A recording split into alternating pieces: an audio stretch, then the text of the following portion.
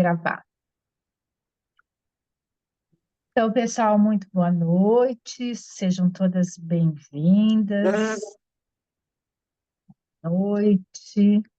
Então, esse webinar está sendo promovido aí uma vez por mês, nas quartas-feiras, na terceira quarta-feira do mês. Ele foi uma ideia que cresceu aí com a Heloísa, comigo, da Jinsense, com a Tisa, da Tina. A gente tem o apoio da ABS, da Associação Brasileira de Integração Sensorial. Esse é o nosso terceiro webinar.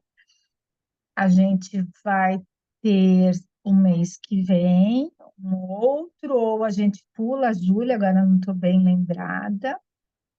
E hoje a gente convidou a nossa querida terapeuta ocupacional Ana Marta Ponte, não posso pôr o S, e na primeira saiu Pontes, desculpa, Ana. A gente pôs ali também que a Ana, a gente colocou doutora, ela falou, mas eu não sou doutora, mas porque o Crefito chama todo mundo, né, de doutor, mas ela vai falar aqui as especificações, tudo dela. Eu só posso adiantar que eu estou bem curiosa, ela entrou agora para o mundo da pesquisa, né? Está se deparando aí com as coisas boas da pesquisa e as coisas mais desafiadoras, digamos assim, né, Ana? Porque Com certeza. nem tudo é tão bom, mas nem tudo é tão ruim. Então, isso é verdadeiro. E pesquisa é assim, né? Ela flui, mas tem os desafios. Então, eu vou passar a palavra para a Ana. Seja bem-vinda, Ana, e depois a gente vai abrir para perguntas, comentários e tudo mais, tá bem? Bom, boa noite. Primeiro, eu queria agradecer a todos, né, por estarem aqui, especialmente para a Cláudia, né, para a Jinsense, para a Tisa, né, e para Elo, né, pela oportunidade, né, de estar aqui compartilhando um pouquinho dessa vivência desafiadora, né, que é de fazer pesquisa, dar aula, né, então é um desafio. Mas uma coisa que eu acho que é importante começar falando, né, que a pesquisa veio para mim depois, né, e veio pela prática, né, quando a Cláudia falou comigo, né, as meninas falaram comigo sobre essa aula, eu pensei muito nesse tema entre a aliança mesmo da pesquisa e da prática, porque a necessidade de fazer pesquisa e o desejo de fazer pesquisa veio através de uma prática baseada em evidência, né, que começou a me contaminar, né, fortemente, e é dessa prática que veio a necessidade e o desejo mesmo de fazer pesquisa. E eu acho que cada vez mais a gente precisa pensar sobre isso. E o quanto a prática baseada em evidência pode estar muito pertinho da pesquisa e que todos nós podemos começar a produzir essa ciência, né? Produzir ciência, produzir artigos que embasem a nossa profissão, né? Então, acho que deixar essa vontade aí para cada um. Acho que eu posso compartilhar aqui, né, Cláudia? Acho que sim, né? Tá. Vamos ver se Pode vai sim, entrar. pode sim. Eu já te passei com isso. Entrou? Uma apresentação? Isso, entrou como apresentação. Pronto. Então, hoje a gente vai falar um pouquinho, né, de aliança entre prática clínica e pesquisa em terapia ocupacional. O primeiro slide que eu queria falar é sobre, né, todas essas áreas apontando sempre para a ocupação. Então, sempre lembrar que o nosso principal objetivo é a ocupação. E sempre que a gente pensar, né, tanto em pesquisa, né, qual será o nosso objetivo da pesquisa e qual será o nosso objetivo na prática clínica, a gente pensar em ocupação. porque a ocupação, né, cito o profissional de terapia ocupacional, é aquele que facilita o engajamento em ocupações para dar suporte à participação do indivíduo no contexto ou em contextos. Então, para que a gente, né, atue, né, de uma forma contextualizada com a nossa profissão, com o nosso fazer, a gente precisa estar direcionada, engajada com essa ocupação do indivíduo. E essa ocupação, que seja da criança, seja o brincar, seja a autonomia nas atividades de vida diária, no lazer, nessa participação social, nos direitos da escola, estar na escola, né, os direitos sociais, na justiça social, como também, né, do adulto, do trabalho, né, também do lazer. Então, sempre a gente está pensando no engajamento com a ocupação, seja no objetivo clínico, seja no objetivo de produção científica. Eu trouxe aqui um estudo, né, para a gente pensar um pouco sobre essa hierarquização, né, da evidência científica, né, nesses estudos. A evidência, a hierarquização da evidência, ela está baseada no tipo de estudo, né? Então, tem tipos de estudos que são mais fortes, outros que são mais fracos, né? Apesar de todos terem a sua importância, né? Então, a gente tem lá na base o estudo de pesquisa básica, né, translacional. Depois a gente vem com relatos de caso, né, ou séries de caso, que pode ser 1, 2, 3, 4 casos. Esses relatos de caso a gente pode pegar da nossa prática clínica, quando a gente faz uma prática clínica baseada em evidência, esses relatos de caso, essas séries de casos, nossos casos, né, clínicos podem se tornar em relatos de casos, séries de casos que podem ser publicadas e ter um valor, né, se forem bem feitos, muito importante. Estudo de caso controle vem depois, né, estudos transversais, estudos de coorte, estudos controlados randomizados, né, que a gente vai ter um resultado aí de técnicas, né, de terapias ou em outros casos de medicamentos, mas no nosso caso das terapias no nosso método que a gente vai usar, e revisões sistemáticas e meta-análise, né? Então, a gente percebe que aqui em cima, no topo, estão esses dois tipos de estudos, né, são os que a gente precisa usar, né, de uma forma mais consistente para que a gente tenha uma evidência científica na nossa prática, né, da nossa prática. Então, a gente pode usar, né, revisões sistemáticas se elas forem bem feitas, se cumprirem com todos os critérios, né, que se precisa para uma boa revisão sistemática e meta-análise, e ensaios controlados e randomizados, para que se compare grupos, né? Então, aquele grupo de pacientes que tiveram um determinado tipo de atendimento, quais são os recursos, né? Quais são os instrumentos que foram usados para o antes e para o depois, né? Para que a gente possa ter um resultado aí dessa terapia, dessa técnica utilizada pela terapia ocupacional.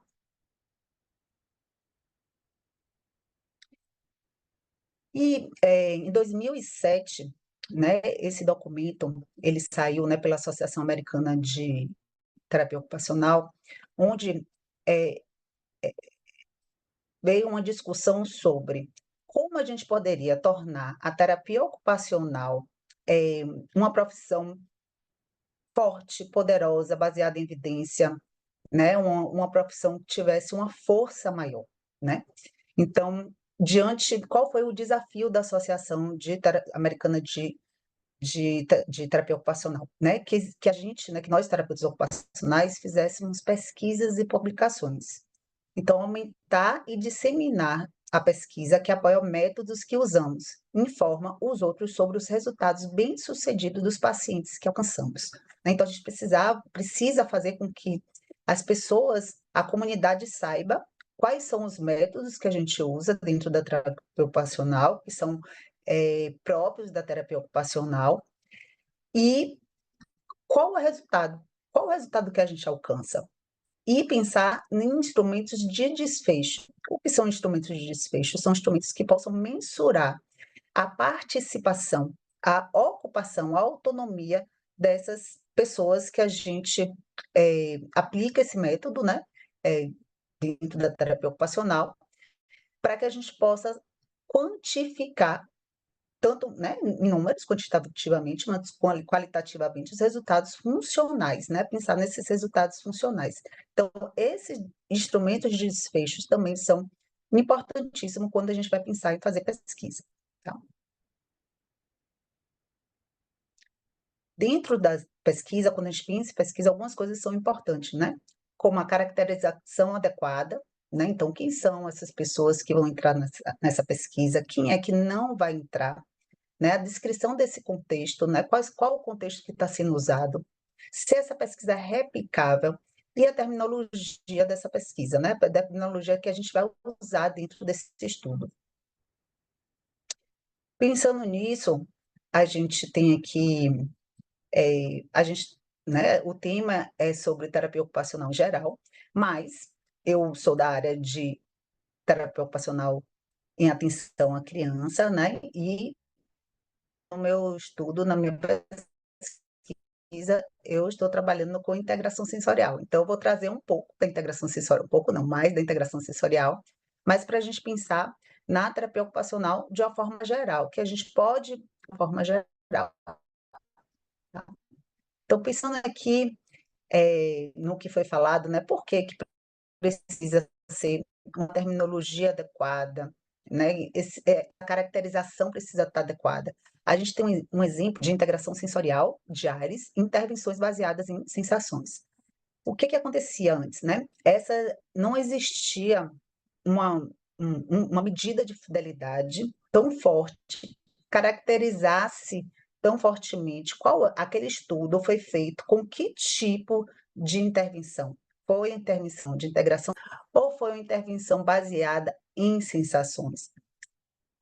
A medida de fidelidade até existia, mas não era, né, colocado dentro desses estudos. Então, tudo era dito como intervenção baseada em sensações, como integração sensorial de ARES, né? Então, foi feita uma revisão sistemática e foi visto o quê? Que existia uma diferença, né, entre essas abordagens. E, na verdade, existia uma forte evidência científica na integração sensorial de ARES, mas isso não aparecia porque essa intervenção sensorial de ARES estava sendo misturada com as intervenções baseadas em sensações. Então, quando isso foi separado e foi utilizado a medida de fidelidade, né? Então, todos os estudos agora que estão baseados na integração sensorial de ARES, eles têm que usar a medida de fidelidade, né? Então, é preciso que a terminologia exista uma medida de fidelidade, saber quem é que a gente quer, quais são os sujeitos dessa pesquisa, né? Por quê? Porque se a gente pega uma população que não tem problema de integração sensorial, por exemplo, e aplica, né, o método de integração sensorial, isso não vai ter efeito, não é o objetivo. Então, a gente precisa saber quem é essa população escolhida, quem são esses participantes, qual o contexto que a gente vai utilizar, né? Qual é os instrumentos que a gente vai usar, quais são os instrumentos de desfecho que a gente vai usar para que a gente tenha um resultado realmente coerente com os objetivos que sejam traçados. Então, uma solução para isso foi a medida de fidelidade, né, que hoje é utilizada para integração sensorial de ARES, e é uma forma de garantir que aquele do que foi usado na pesquisa foi o de integração sensorial de ARES. A gente tem alguns estudos randomizados, eu trouxe 2 aqui só para exemplificar, né, de Cláudia, né, Omari, que na verdade replicou, né, um estudo de Roseanne Scheff, né, e outros colaboradores. Então, ela fez um estudo randomizado, né, então, onde ela pôde aplicar, né, ao método de integração sensorial de ARES, e ela usou instrumentos para avaliação padronizado, sistematizado, na época foi o CIPT, né, e usou também medidas de desfecho, como o PED, por exemplo, né? Então, medidas de desfecho que dá um resultado funcional, né? O que a gente quer? Nosso objetivo final é funcional. A gente usa, né, na terapia os objetivos proximais, né? Que é aquele que a gente faz na terapia, que é melhorar o sensório motor da criança, melhorar a praxis ali. Mas o que que a gente quer mesmo é que tem um impacto no cotidiano dessa criança, no cotidiano, na vida diária da criança e da família, né? Então, ela usou a integração sensorial de Aires, utilizou as medidas de desfechos, a avaliação, utilizou a metodologia adequada e teve o resultado de um impacto realmente nas funções, né, sociais e de autonomia dessas crianças com autismo. Uma coisa que é importante pensar é que os estudos que a gente faz, a gente precisa pensar que sejam estudos que possam ser replicados, né? Porque assim a gente vai ter cada vez mais uma robustez maior, né? Então, se esse estudo foi feito, foi replicado exatamente igual e teve o mesmo resultado, podemos cada vez mais ter uma evidência mais forte.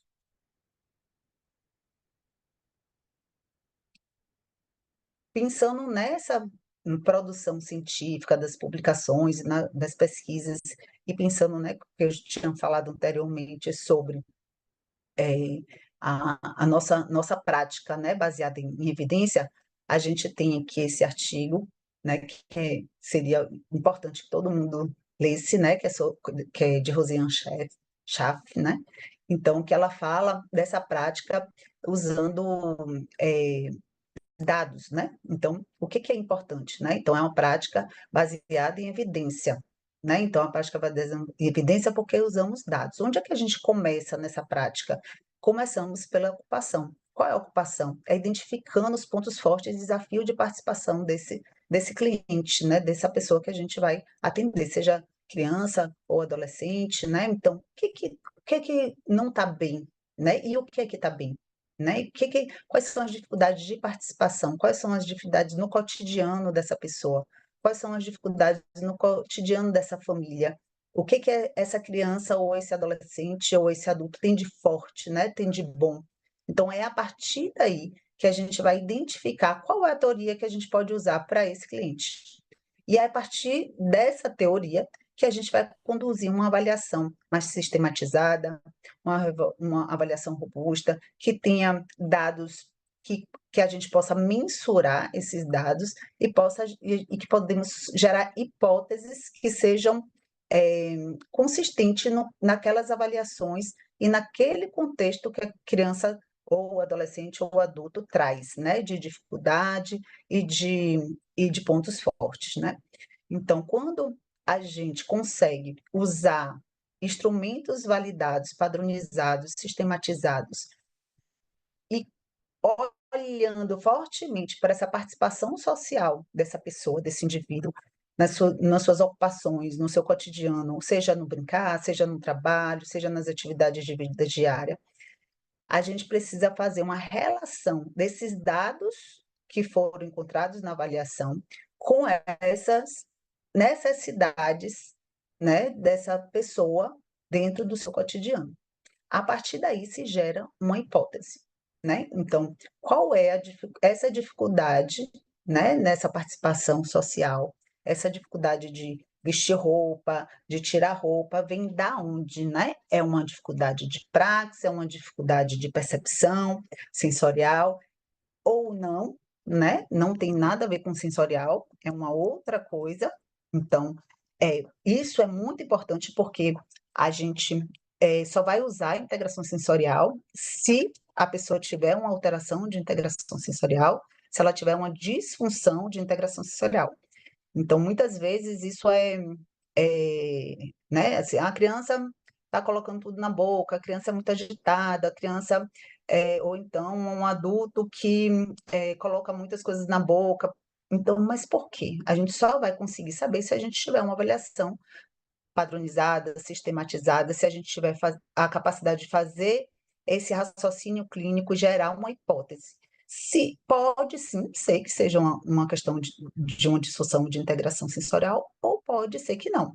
Se não, vamos ter que procurar outros instrumentos de avaliação que possam nos dar uma possibilidade de gerar hipóteses, né, de que ordem essa dificuldade nessas ocupações estão acontecendo. Caso seja por uma questão de disfunção sensorial, vamos desenvolver metas, né, objetivos que sejam mensuráveis e escalonar essas metas, né, esses objetivos.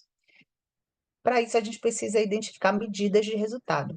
Então, precisamos saber quais são as medidas de resultados que a gente vai usar, né, para identificar se houve uma melhora ou não, né? Então, são aquelas medidas de desfecho, né, que são medidas de desfecho que precisam estar relacionadas com a ocupação, né? Precisa estar relacionada, pode ser o PED, pode ser o ITAD, pode ser o Wieland, pode ser outros métodos, né? Pode ser sempre baseado muito, centrado na família, centrado no paciente, né?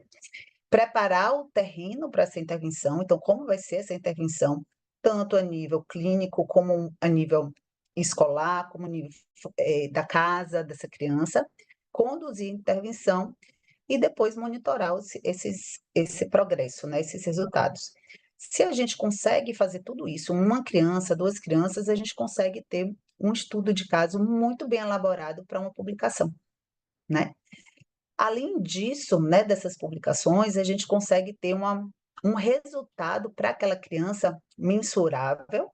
A gente vai ter certeza do que realmente aconteceu, né? Se foi fruto daquilo que a gente planejou para intervir e teve um resultado adequado, sempre pensando nesse resultado relacionado com a participação dessa criança, com a ocupação dessa pessoa, né, no geral. E se não deu certo, pode ser que a gente tenha se enganado e a gente precisa mudar essa rota, né? Então, isso dá a possibilidade do terapeuta ocupacional seguir num caminho que tenha uma evidência no seu trabalho, uma evidência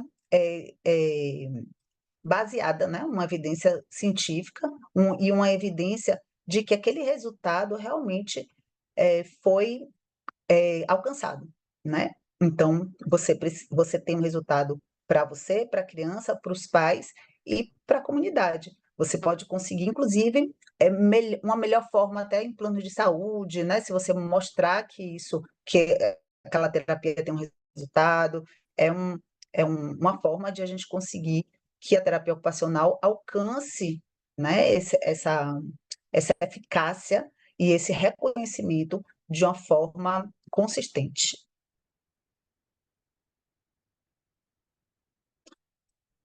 E aí, agora eu vou entrar um pouquinho na minha pesquisa. Na verdade, eu vou mostrar alguns dados ainda preliminares.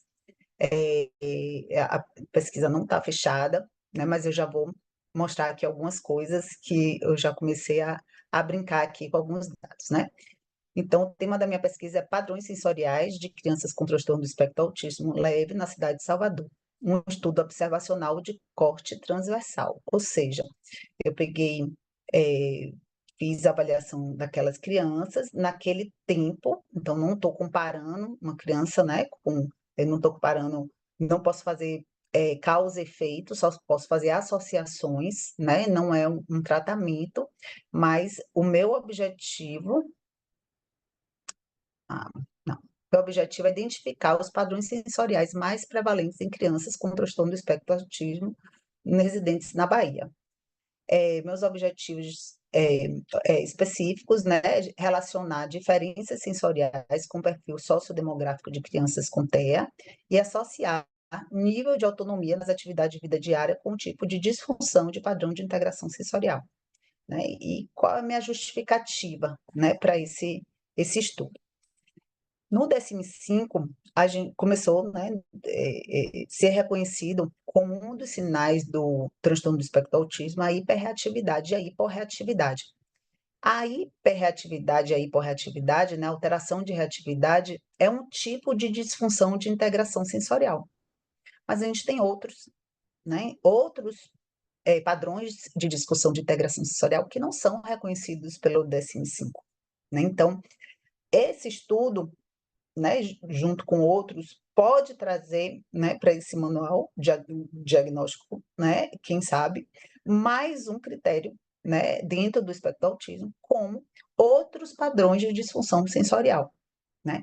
Tem esse estudo que saiu em 2022, que é muito parecido, né, com o que eu estou fazendo, é, só que o instrumento que eles usaram foi outro, né? Eles usaram o CIPT e eu estou usando o EASY. Então, é um artigo, né, um estudo que traz o fenótipo sensorial de crianças com autismo, né? Então, e essa relação com a função. Então, dentro das disfunções de hiperatividade, a gente vai ter um resultado que a gente sabe que muitas crianças, muitas pessoas com autismo têm, que é a dificuldade, uma falha, né, de saber a intensidade daquelas sensações que são recebidas. Mas existem outros tipos de disfunções, não só como as disfunções relacionadas à praxis, mas também as disfunções relacionadas das percepções, né? onde, onde, né, o que aquela pessoa está sentindo, onde é que ela sentiu.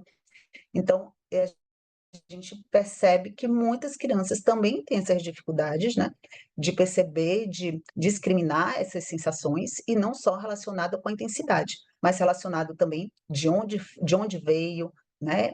É, então, é uma tentativa aí de a gente abrir mais esses outras funções, né, para a comunidade. Então, esse estudo está inserido numa linha de pesquisa que tem o objetivo de delinear o fenótipo de crianças com TEA no estado da Bahia. Então, é uma linha de pesquisa grande, né? Minha orientadora é Rita Lucena, e dentro dessa linha de pesquisa tem outros estudos que estão vinculados com o meu, como o doutorado de Daniele Vanderlei, que é uma psicóloga, e e existem vários estudos juntos, né, do meu. O meu é só uma perna entre esses. É um estudo observacional de corte transversal. E esse aqui é o fluxograma, né, de como é que aconteceu, tá? Então, foi divulgado, a pesquisa foi divulgada em redes sociais, né, em pessoas, em médicos, redes sociais. As pessoas procuravam, né, no caso, começou por outra pesquisa, né, que é a pesquisa de Daniele, que ela vai fazer, que ela está fazendo um doutorado sobre o fenótipo de crianças, pensando na, na, na parte neuropsicológica, né, em relacionada à linguagem também, à participação mais psicológica, né, dessas crianças.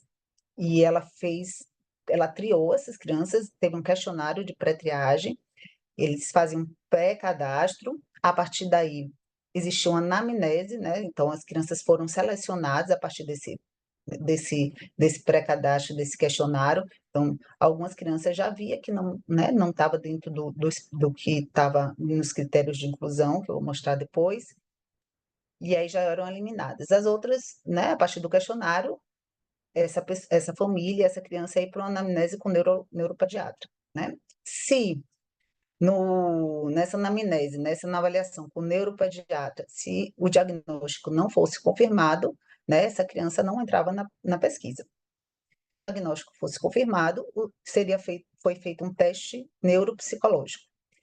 Nesse teste neuropsicológico, né, ele foi feito por neuropsicólogos, né, foi usado o ASI e o NEPS, né, que são dois testes neuropsicológicos. Para mim, né, para minha pesquisa específica, o que ia abaixo de 60 não entravam na pesquisa, e o que ia acima de 60 entrava na pesquisa. E se entrasse na pesquisa, ia para avaliação, né, sensorial comigo, tá? E aí começava a minha pesquisa aqui, né? Quais são os critérios de inclusão? Crianças com idade entre 7 a 11 anos, diagnóstico confirmado de autismo, de acordo com o DSM-5, por duas neuropediatras tinham que avaliar e confirmar, ambos os sexos. Critérios de não inclusão: epilepsia com ocorrência de crises há menos de um ano, doenças crônicas, renais, cardíacas ou endócrinas associadas, e QI abaixo de 60. Se, né, quando essas crianças chegavam, né, com todos esses critérios de inclusão feitos, é, essa criança vinha para avaliação de integração sensorial. E como é que eu fiz, né? Eu usei alguns instrumentos, deixa eu pensar aqui. Eu usei dois instrumentos, que foi o PEDCAT, né? Que é aquele desfecho funcional, que vai falar mais sobre como é que está a participação dessa criança é, no cotidiano, né? E eu usei o EASY, né? Que é o EASY, que é a avaliação de integração sensorial de AIDS. O EASY, na verdade, é uma ferramenta desenvolvida para identificar as dificuldades de disfunção de integração sensorial, né? E esse aqui é um modelo do resultado, né? Só para vocês, né, terem uma ideia de como é que sai esse resultado de cada criança. Então, aqui a gente tem cada teste, né? São 20 testes. Então, aqui é o nistagmo vestibular, equilíbrio, controle postural. Então, aqui nessa linha tem cada teste.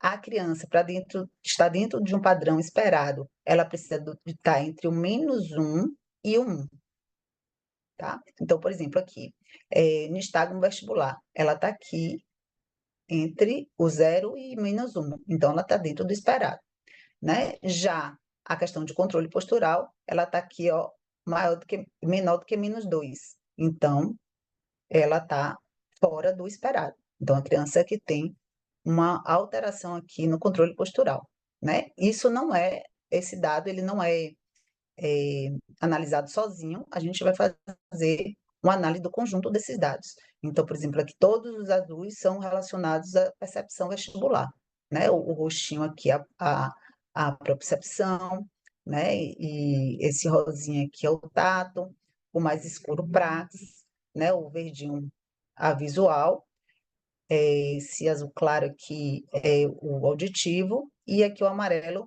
relacionado à reatividade sensorial, tá? Então, para aplicação do EASY, o EASY, na verdade, a gente só pode aplicar quem fez a formação, né, a certificação de integração sensorial de AIDS, né, que teve o treinamento do EASY. Então, quando eu comecei a fazer a pesquisa, eu não tinha pessoas para me ajudar a fazer, além de que a gente precisa de fazer um teste de confiabilidade, mesmo tivesse pessoas que já com Easy para me ajudar, precisaria fazer um teste de confiabilidade, ou seja, se aquelas pessoas que estariam fazendo aquele teste, teriam o mesmo tipo de avaliação e o mesmo tipo de fidelidade da avaliação que eu. Então, a gente acabou, né? Eu fiz uma capacitação para o Roberto Santos, que é um hospital de Salvador, e eu consegui 3 profissionais do Roberto Santos, que acho que estão aqui, inclusive, que é Dani, Marílvia, Karina, né? Que estão aqui e me ajudaram. E em troca eu fiz uma capacitação para elas, né? Do hospital. Eles me liberaram que ela fosse alguns dias fazendo, me ajudando, na verdade. Elas não fazem exatamente o teste, mas elas ajudam na condução para que que a gente consiga ser um pouco mais rápido. O teste, ele é realmente demorado, o EASY, né? Então, é a avaliação mais demorada. Inicialmente, a primeira criança que eu fui avaliar as crianças eu não conheço, né? Então, elas vão e eu preciso fazer em um único dia, porque existe a possibilidade da criança não voltar, né? Porque não conhece ali, né? Se eu perco a criança, se ela não volta, eu perco aquele teste que eu fiz. Então, eu dou um intervalo, dou um lanchinho, vamos fazer de novo. Então, o que eu percebo é que quanto mais rápido, mais ágil eu sou, mais eu consigo que a criança fique, né? Se eu ficar esperando demais, deixa eu ver aqui, né? Se o material não estiver pronto, acaba sendo muito mais demorado. Inicialmente, o teste que eu mais demorei de fazer foram 4 horas, né? E o teste mais rápido foi 1h40, mais ou menos, né? Então, um teste que demanda muito e foi possível, né, por conta dessa ajuda das meninas também, mas que existe esse empecilho de eu realmente ter que aplicar. Eu tive a ajuda também de 2 terapeutas ocupacionais, tá, que fizeram a certificação, né, que foi Raquel e Vanessa, que vieram e fizeram também alguns testes comigo, e de estudante do curso de medicina da UFBA, que foi, né, cedida por minha orientadora, e, na verdade, elas fizeram a entrevista do PED, né? Elas me ajudaram a fazer a entrevista do PED com as mães, enquanto eu estava fazendo o Easy. E aqui são alguns dados preliminares. O que que acontece, né? Quando a gente pensa, né, nessa questão da disfunção da integração sensorial em autismo, a maioria das pessoas pensam em hiperatividade e hiporreatividade porque estão relacionados com o DSM-5, né? E o que é mais fácil de fazer avaliação, porque hoje nós temos questionários, né? O SPM, o perfil sensorial, que dá resultados sobre esse padrão de reatividade, mas que a gente sabe que também tem um viés aí importante, que são questionários respondidos pelos pais. Quando existe questionário respondido pelos pais, como o PED também, né? Ele não é tão forte quanto a avaliação que a gente faz com a própria criança, como o Easy, por exemplo, né? Então, quando a gente pensa só em reatividade, a gente perde muitas crianças, né? Quando a gente pensa só na avaliação dos questionários, a gente também perde muitas crianças. Então, eu estou falando isso para a gente conectar isso não só com a pesquisa, mas com a prática também. Então, se a gente usa na nossa prática apenas testes, apenas questionários, e a gente não usa uma avaliação clínica tão elaborada, a gente pode perder muitas crianças e muitos dados importantes que vai fazer com que aquela prática seja realmente eficaz. Então, eu vou mostrar alguns dados aqui relacionados aos sistemas, tá? Então, aqui são os dados que eu já consegui, eu botei no SPSS, né, que é um programa estatístico. Ainda eu já tenho coletado 40 crianças, mas no programa só tem 36, tá certo? Então, os resultados que eu vou mostrar aqui para vocês são de 36 crianças, 90,1% são meninos, 80% frequentam a escola. 72% tem um QI médio entre 80 a 119, um pouquinho mais do que 20% tem um QI superior acima de 120 e mais ou menos os 10% tem entre 70 a 79 de QI, que é limítrofe, tá? Então, o que a gente vê aqui, que o QI médio, né, as crianças, a maioria tem um QI médio, né, dentro da média. Aqui são os dados relacionados aos testes de percepção visual, tá? Então, a gente tem esse teste aqui, que é o teste de percepção visual de busca, que ele só usa o visual, né? Então, realmente, as crianças dentro do espectro, elas têm essa percepção visual dentro da média, né? Então, a gente viu aqui, a maioria, mais de 60%, e nesse teste foi ok, né? E 20 e pouco por cento não, né? Estava abaixo da média, mas teve algumas crianças também, um pouco, quase 20%, que teve uma resposta acima da média, né? Então, a gente sabe, né? Isso a gente percebe no dia a dia e alguns estudos já falam, né, dessa percepção visual dessas crianças, né? Porém, quando a gente coloca aqui, ó, visual praxis de desenho, né, que é um teste que usa o visual, mas usa também a parte do desenho, a parte motora. Aí a gente vai e percebe que a maioria aqui, mais do que 70%, teve um desempenho menor do que a média. Porém, no teste de praxis de construção, que também tem uma parte que é muito visual, a maioria foi bem, né? Apesar de mais de 40%, né, ter um desempenho menor do que a média, quase 60% teve um desempenho dentro da média. Ninguém teve um desempenho maior, tá? Mas aqui o tipo de praxis é diferente, né? Então, aqui é uma praxis de construção, tem a ver mais com o quebra-cabeça, que usa o visual, mais com uma questão de construção mesmo, e esse aqui tem a ver mais com o desenho.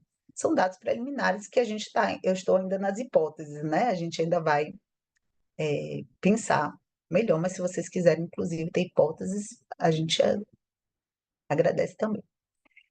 o que que foi muito curioso, eu acho que é muito importante a gente pensar. Nenhuma criança, nenhuma, teve 100% nos testes de percepção vestibular. Todas as crianças avaliadas tiveram um desempenho abaixo da média em pelo menos 2 testes de percepção vestibular. Então, assim, integração bilateral, oculomotor, nistagmo vestibular e controle postural.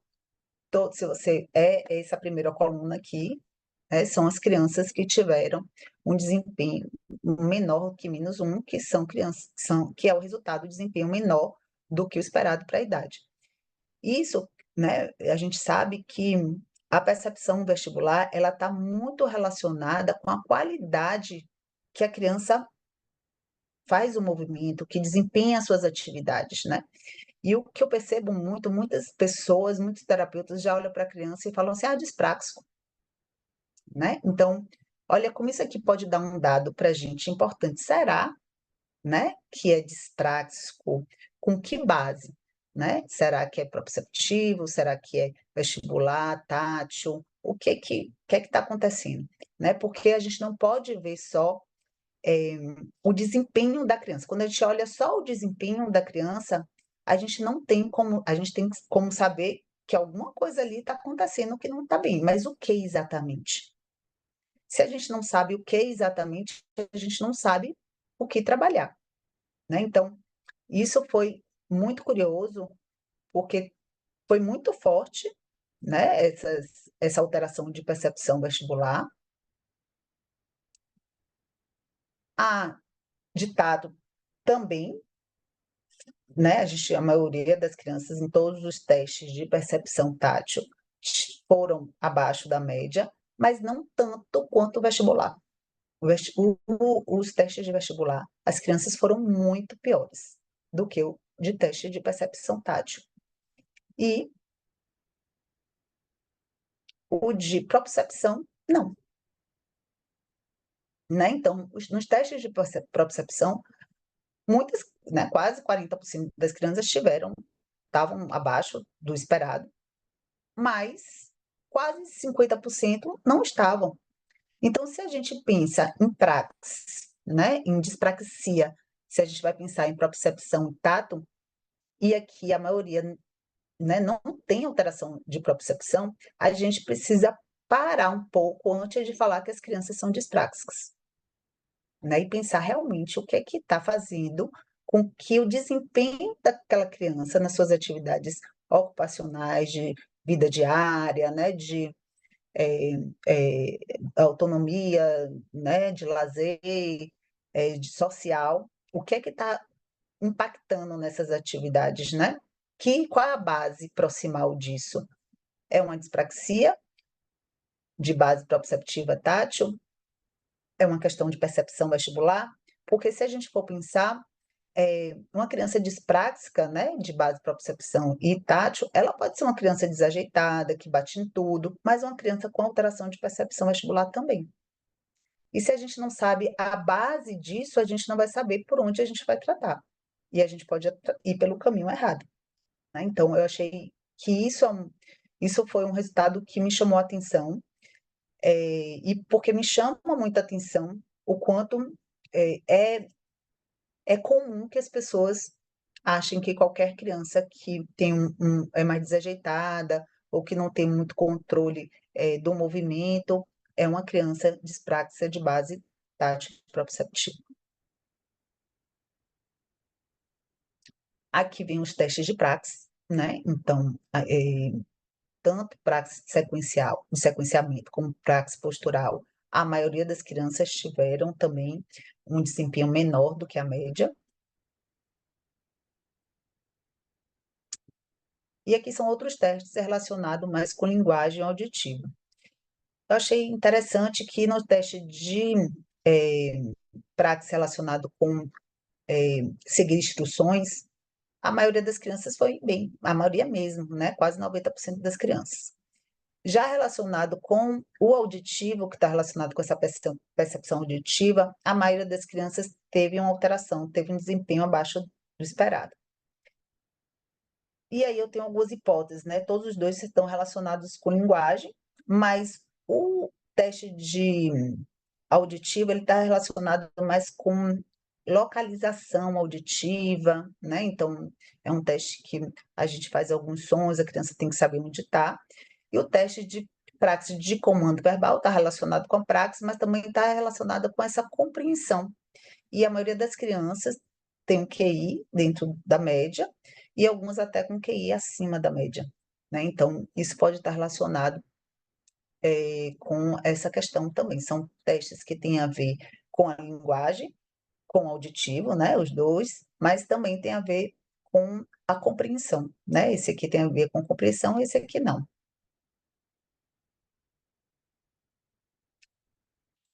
Então, quais são as limitações, né? Foram as limitações, não estão sendo as limitações, entre várias que se faz uma pesquisa, né?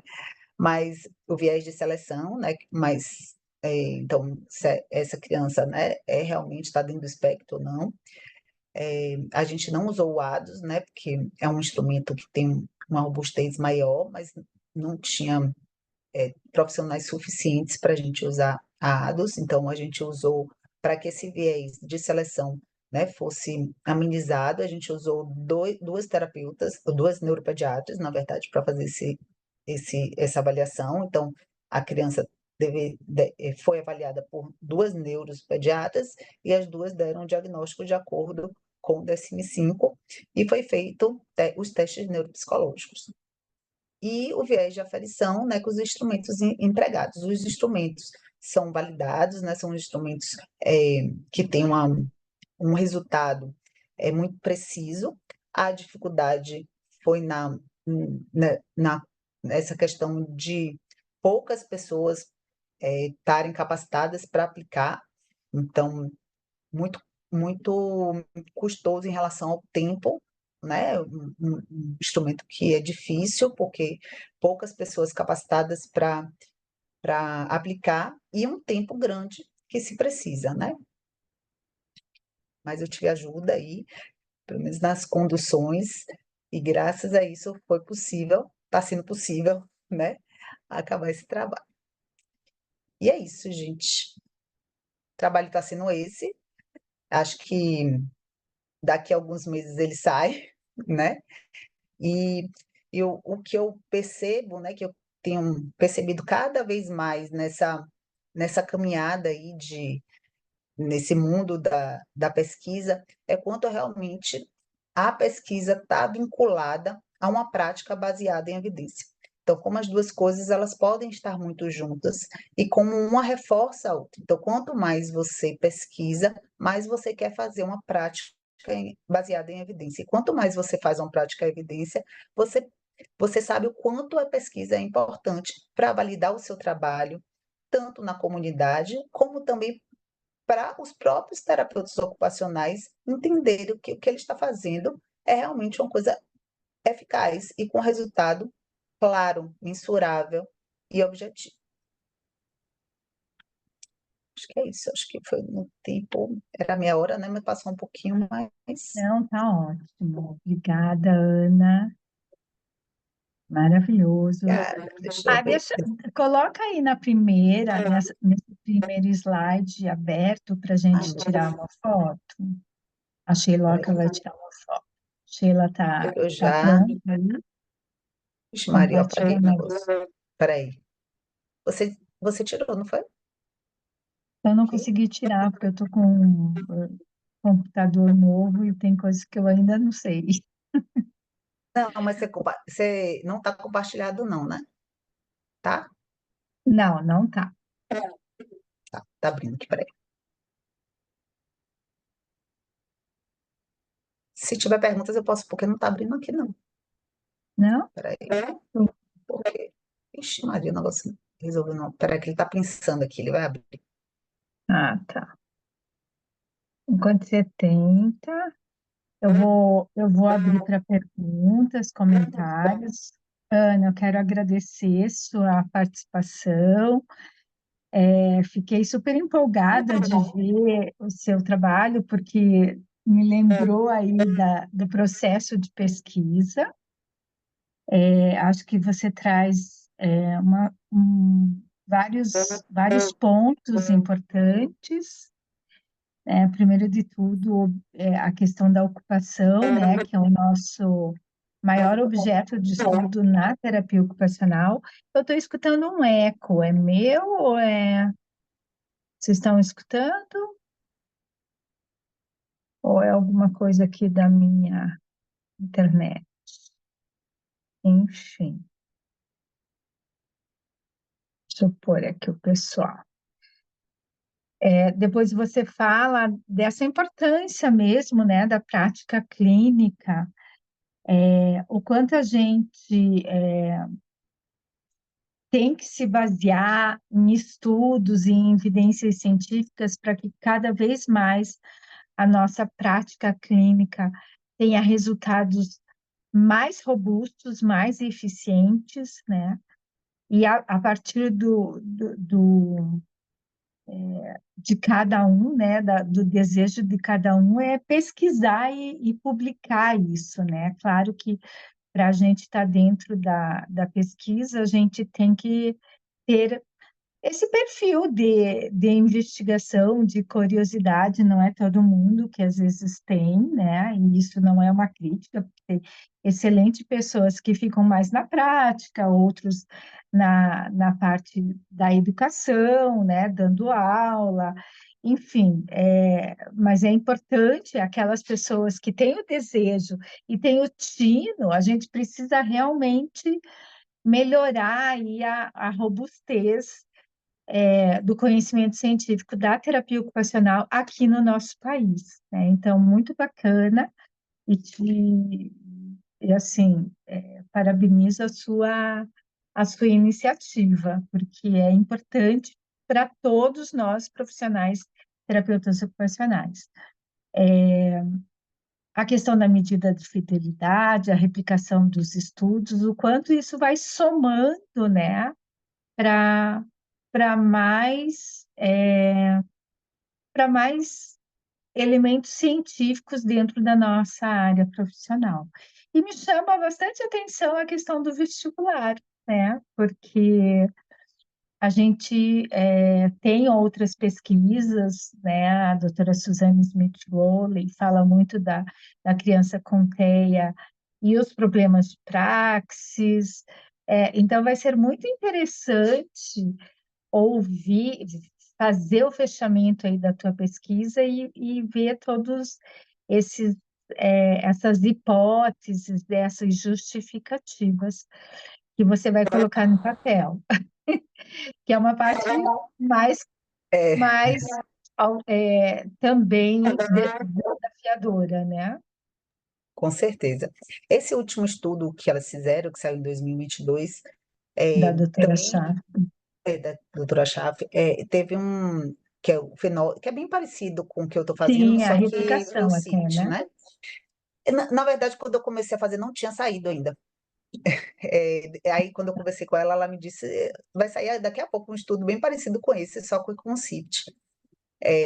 E no resultado delas também deu muitas alterações de percepção Claro. vestibular. É, Uhum, uhum. Interessante. Eu li esse artigo, acho que vale a pena. Se eu não me engano, é um artigo aberto, né? Se eu não eu acho que ele é aberto, é. me sim. Se ele, se ele for realmente aberto, ele tem no site da AB. Para quem se interessar, pode buscar. Eu não tenho certeza se é aberto ou não. Eu acho que Também não, agora não tem. Muitos comentários aqui, parabéns, adorei seu trabalho, Ana. Verdadeira obrigada. orquestração da terapia ocupacional, a Júlia colocou. Se alguém quiser fazer perguntas, a Karina colocou o trabalho incrível. É sempre bom, né, ter colegas. Aí eu tive colegas também, duas estão aqui, acho que mais de duas. A Elô foi uma das pessoas que fez toda. olhou meus vídeos para a questão da medida de fidelidade, a Marília.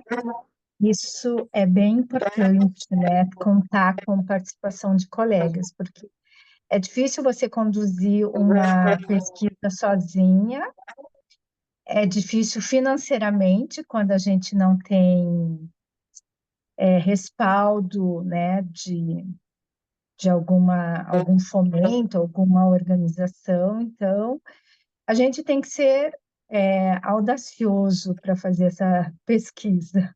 É, Parabéns pela audácia. eu contei com a ajuda aqui, A né? Sheilinha Karina, quer que está falar. aqui, Karina, Dani, Marília Ah, também me ajudaram, que estão aqui, porque é difícil, né? Não foi fácil, foi uma coisa, está sendo ainda, né? Até assim, pelas questões, não são pacientes meus, né? Então, são pacientes que foram selecionados de fora. Então, tem essa como marcar e não vai, né? No dia você prepara tudo, a criança não aparece.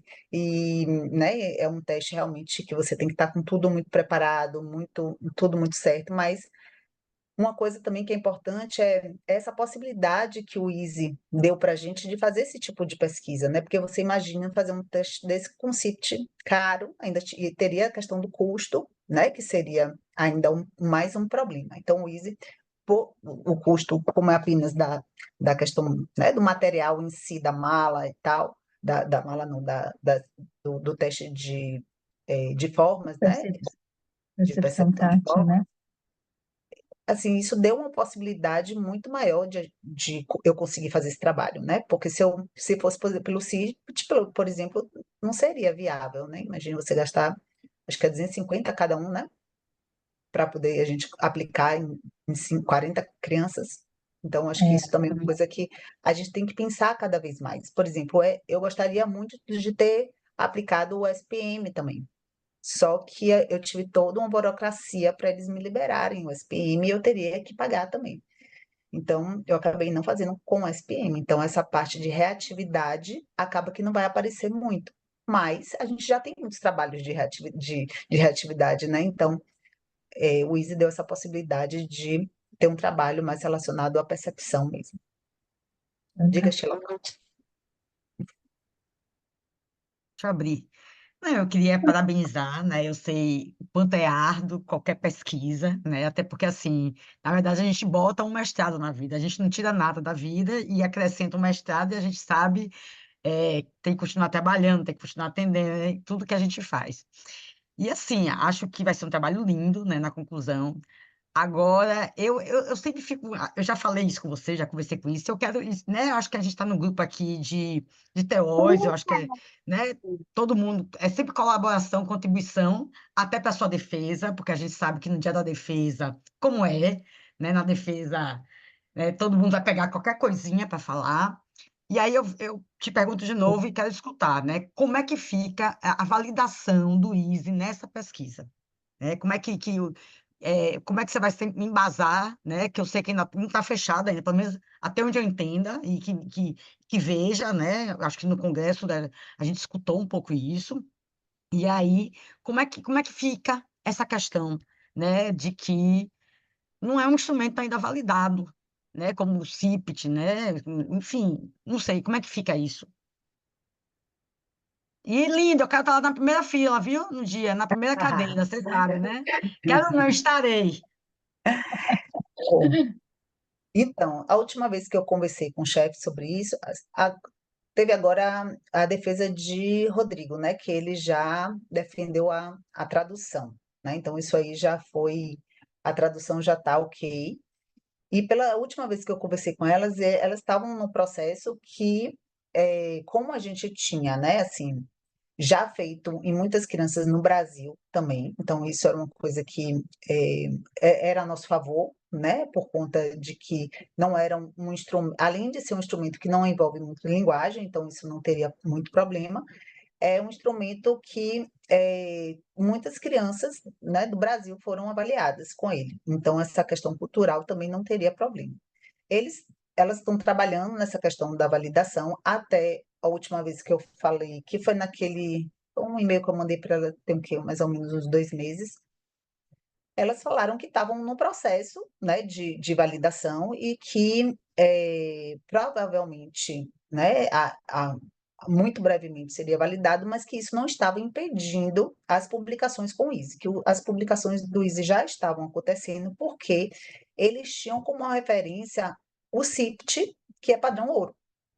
Então, como eles estão tomando como referência, né, o CIPT, que é padrão ouro, as publicações, inclusive em revistas bem, assim, com notas boas, estavam já aceitando, porque tem alguns artigos já, né, publicados em revistas usando o Easy, né? Então, e tem alguns artigos já que validaram alguns testes do Easy, né? Então, acho que um que foi com, eu não me lembro agora, mas tem alguns testes que elas já estão assim mais garantidos, alguns dentro desses 20, né?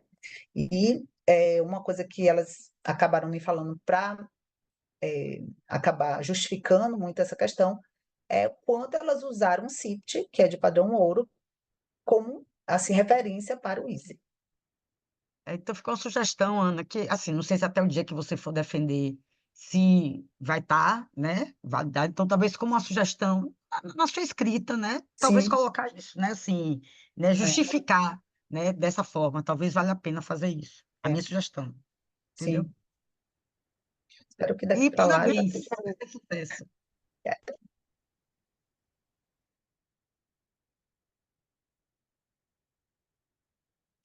Eu acho que tem aqui, se não me engano, alguns itens do teste foram retirados. Na verdade, tem alguns. Você quer falar, Cláudia? Você está falando, está sem microfone.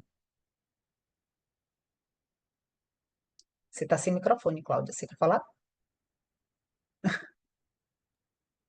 Não, pode falar. Eu estava Tem lendo aqui a alguns, pergunta é, da tem alguns itens do teste que estão sendo revisados, né? Então, e foi tirado aquele da zona, né, que é de propriocepção de articulação, tem uma parte que foi retirada, e o de reatividade sensorial, que ainda eles tiraram né, do programa, mas não quer dizer que vai ser tirado. Elas pedem até que a gente continue avaliando, continue colocando o resultado lá, que elas estão vendo como é que vai ser essa, essa comparação, né, dos resultados, né, para ver como é que elas podem melhorar. Então, pelo que elas falaram, esses testes que foram, né, que tiraram do programa e que não estão, né, tendo esse resultado, provavelmente vão ser os testes que elas vão modificar, então eu não vou poder usar, né, na minha pesquisa, provavelmente, ou não vão ser validados, né? Então, diz os agora, itens, né? Não os é, testes, não, alguns itens. alguns itens, que é o de uma parte só, né? Alguns itens de propriocepção de articulação e o de reatividade sensorial. É, isso. Então, Gisele, é importante até dizer, porque tem várias pessoas aqui que fizeram o programa da classe, continua os 20 testes. A única questão é que itens, digamos, um teste, um item, um subteste de um teste caiu, né? E o reatividade, a gente ainda precisa escutar o que vai acontecer, mas ainda nós temos 20 testes. Eu estou escutando um eco, não sei se vocês estão escutando, mas Eu o acho que que é que o é, meu. Giovana? Eu ouvi você falando, Gi, ou não? Está fechado, teu microfone. Não, eu Então, acho que ou o áudio de alguém estava aberto ou era o seu eco mesmo. Não sei se você está com outra máquina, não sei, estava estranho não, mesmo. pois é, não tô, só esse mesmo, mas enfim, acho que agora parou, né? Quem tiver, por favor, com o áudio ligado, se puder Ah, tinha desligar. áudios abertos, era isso então. Então tá. Então é isso, e tem mais um comentário aqui, uma pergunta, eu acho que as crianças que participaram foram apenas da capital ou do interior da Bahia também? Que ela não ouviu se você Do comentou sobre interior também, isso. Do do interior interior, da Bahia, do interior. algumas do interior. Né, todas as crianças, todas as famílias estão recebendo, né? As que já, eu já, né? Essas 36 já receberam um pequeno relatório, né?